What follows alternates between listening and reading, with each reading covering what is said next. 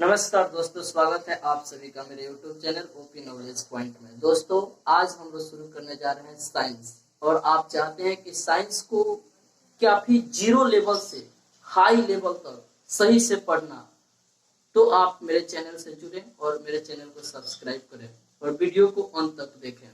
दोस्तों, ये वीडियो आप किसी भी एग्जाम की तैयारी कर रहे हैं या आप एकेडमी की तैयारी कर रहे हैं या किसी रेलवे, एसएससी या एयरफोर्स, नेवी, एनडीए या चीज की तैयारी कर रहे हैं, इस सब के लिए ये वीडियो इंपॉर्टेंट होने वाली है। दोस्तों, आपको बता दें, साइंस क्या होता है। आज हम लोग की विज्ञान, जिसको हम लोग कहते हैं विज्ञान, साइंस जानेंगे लोग विज्ञान क्या है। दोस्तों, वीडियो को अंत तक देखेंगे, आपको काफी अच्छा समझ में आएगा। देखिए, विज्ञान, पहले हम बात करते हैं विज्ञान को। विज्ञान का जब आप संधि विच्छेद करेंगे तो आपको मिलेगा कि वी प्लस ज्ञान। विज्ञान, वी का मतलब होता है विशेष, अज्ञान का मतलब तो जानते हैं नॉलेज। किसी भी वस्तु या किसी भी घटना के बारे में विशेष ज्ञान ही विज्ञान है। किसी भी घटना के बारे में विशेष ज्ञान ही विज्ञान कहलाता है। या हम कह सकते हैं कि इस भौतिक दुनिया में जो भी घटनाएं घट रही है, उस घटनाओं का क्रमबद्ध ज्ञान ही विज्ञान कहलाता है। विज्ञान के दोस्तों कई तरीकाओं से परिभाषित किया गया है। कोई ऐसे भी परिभाषित कर सकते हैं कि प्रयोगों और परीक्षण के द्वारा प्राप्त ज्ञान को विज्ञान कहते हैं। हमने कोई प्रयोग किया और प्रयोग करने के बाद जो हमें ज्ञान की प्राप्ति हुई, वह ज्ञान क्या कहलाएगा? विज्ञान कहलाता है। या आप कह सकते हैं किसी भी घटना का जो क्रमबद्ध ज्ञान है, वही है आपका विज्ञान। और विज्ञान का जब संधि विच्छेद करिएगा, खंडन करिएगा, तो इसका होता है वी प्लस ज्ञान। वी माने विशेष, अज्ञान माने ज्ञान। यानी किसी भी घटना का विशेष ज्ञान, क्रमबद्ध ज्ञान ही विज्ञान है। देखिए, इस साइंस शब्द की बात करते हैं। साइंस, जो आपका साइंस शब्द है, ये साइंस शब्द की उत्पत्ति के बारे में, इस साइंस शब्द की उत्पत्ति के बारे में देखा जाए तो इस साइंस शब्द की उत्पत्ति सिंटिया से हुआ है। सिंटिया इंग्लिश में होता है सिंटिया। इस साइंस शब्द की उत्पत्ति सिंटिया शब्द से हुई है, जिसका अर्थ होता है टू नो। टू नो माने जानना, जिसका अर्थ होता है जानना। तो याद रखिए, साइंस शब्द की उत्पत्ति सिंटिया शब्द से हुई है, जिसका अर्थ होता है टू नो, यानी कि जानना। और विज्ञान क्या है? तो किसी भी घटनाओं का क्रमबद्ध ज्ञान ही विज्ञान कहलाता है, या प्रयोगों और परीक्षण के द्वारा प्राप्त ज्ञान ही विज्ञान कहलाता है। दोस्तों, तो आप समझ गए कि विज्ञान। अब हम लोग देखते हैं कि इस विज्ञान को दो भागों में बांटा गया है। मेनली दो भागों में इसको बांटा गया है। एक होता है भौतिक विज्ञान, भौतिक विज्ञान, जिसको कहा जाता है फिजिकल साइंस। एक होता है जीव विज्ञान, जीव विज्ञान यानी बायोलॉजी। देखिए दोस्तों, कहीं कहीं आपको मिलेगा कि विज्ञान को दो भागों में बांटा गया है। एक होता है लिविंग साइंस, एक होता है non living science. Living science और नॉन लिविंग साइंस भी आपको मिल सकता है। या कह सकते हैं साइंस को दो भागों में बांटा गया है। एक होता है आपका फिजिकल साइंस और एक होता है बायोलॉजिकल साइंस। या ऐसे भी कह सकते हैं कि साइंस को दो भागों में बांटा गया है। एक होता है फिजिकल साइंस और एक होता है बायोलॉजी।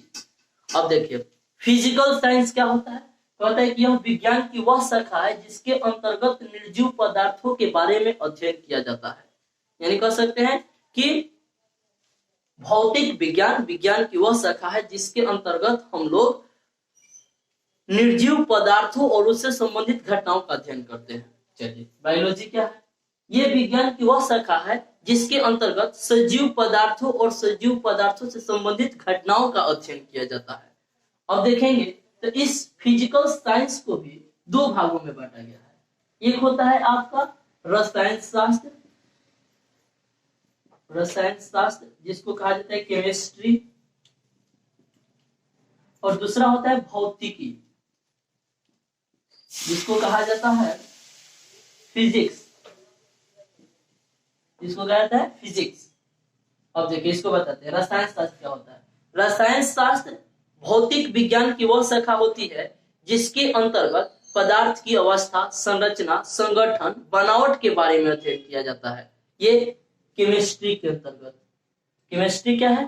तो विज्ञान, भौतिक विज्ञान की वह शाखा है जिसके अंतर्गत पदार्थ की बनावट, अवस्था, संरचना, संगठन इत्यादि के बारे में अध्ययन किया जाता है। और यह केमिस्ट्री जो शब्द है, इस केमिस्ट्री शब्द की उत्पत्ति कीमिया शब्द से हुआ है जिसका अर्थ होता है काली मिट्टी। और इस केमिस्ट्री का जनक एंटोनियो लावॉइजर को कहा जाता है। दोस्तों ये सारे पॉइंट को आप नोट करते चलेंगे। केमिस्ट्री का जनक एंटोनियो लावॉइजर को कहा जाता है। और आगे आप पढ़ेंगे तो आपको मिलेगा कि केमिस्ट्री भी 3 खंडों में बांटा गया है। एक होता है भौतिक रसायन, भौतिक रसायन, दूसरा होता है कार्बनिक रसायन, कार्बनिक रसायन, और तीसरा होता है अकार्बनिक रसायन, अकार्बनिक रसायन। यानी कि फिजिकल साइंस, फिजिकल केमिस्ट्री लिखिएगा, सॉरी फिजिकल केमिस्ट्री। दूसरा लिखेंगे ऑर्गेनिक, ऑर्गेनिक केमिस्ट्री। तीसरा लिखेंगे इनऑर्गेनिक, इनऑर्गेनिक केमिस्ट्री। दोस्तों तो आगे पढ़ेंगे तो आपको ये मिलेगा कि केमिस्ट्री के भी 3 ब्रांच होंगे। ऐसे तो अन्य ब्रांच भी हैं, लेकिन मेनली देखा जाए तो 3 ब्रांच मिलेंगे आपको, फिजिकल केमिस्ट्री, ऑर्गेनिक केमिस्ट्री और इनऑर्गेनिक केमिस्ट्री। तो दोस्तों आपने केमिस्ट्री को समझा। आते हैं लोग फिजिक्स को। ये फिजिक्स क्या है? देखिए कहता है कि भौतिक विज्ञान की वह शाखा जिसके अंतर्गत प्राकृतिक से जुड़े हुए नियमों का अध्ययन किया जाता है उसे कहा जाता है भौतिकी। और फिजिक्स शब्द की उत्पत्ति जो है वह एक फिजिक्स शब्द से हुआ है जिसका अर्थ होता है नेचर, यानी कि प्राकृतिक।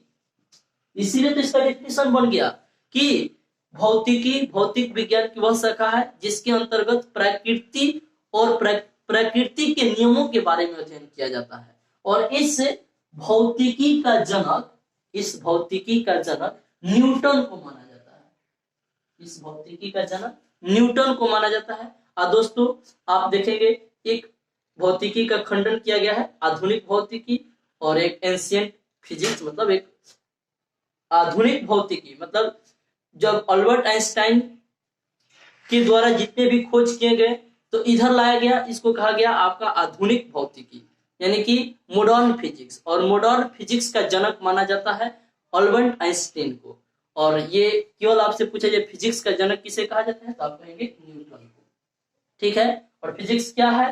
तो भौतिक विज्ञान की वह शाखा है जिसके अंतर्गत प्रकृति के नियमों के बारे में अध्ययन किया जाता है। चलिए ये तो आप समझ गए। आगे चलते हैं इधर जीव विज्ञान। अब देखिए इसका भी 2 ब्रांच है, जीव विज्ञान की 2 ब्रांच है। एक होता है प्राणी विज्ञान, प्राणी विज्ञान, इसको कहा जाता है जूलॉजी, जूलॉजी। ये क्या होता है? ये कहता है जीव विज्ञान की वह शाखा जिसके अंतर्गत जीव जंतु या मनुष्य के बारे में अध्ययन किया जाता है उसे कहा जाता है प्राणी विज्ञान।